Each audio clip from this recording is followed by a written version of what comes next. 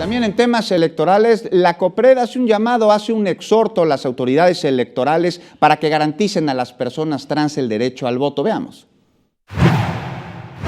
El Consejo para Prevenir y Eliminar la Discriminación de la Ciudad de México confía en que el Instituto Nacional Electoral no apruebe el protocolo que busca limitar el libre voto de la ciudadanía, basándose en la apariencia de las personas, y que ésta coincida plenamente con la fotografía de la credencial para votar, lo que afectaría a la comunidad transexual que busque ejercer su derecho electoral en julio próximo. Estoy confiada ante esta petición que COPRED le ha hecho al Instituto Electoral y que le ha pedido que revise nuevamente el protocolo y que nos brinde a nosotros, en su caso a COPRED, elementos de razonamiento para esta toma de decisión, podamos llegar a un buen fin. Pues yo estoy como muy confiada en esta parte.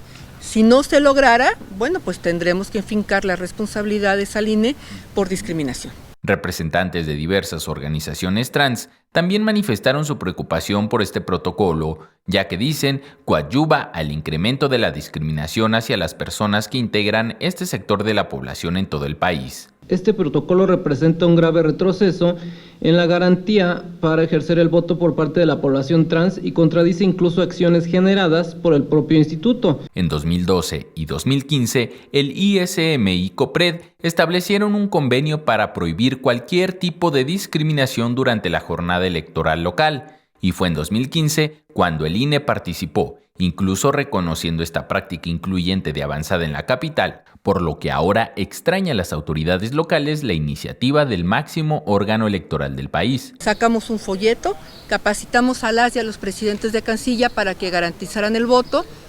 Fue otra vez un éxito, y tanto fue un éxito que el INE lo calificó como una buena práctica que se tenía que replicar en el resto del país.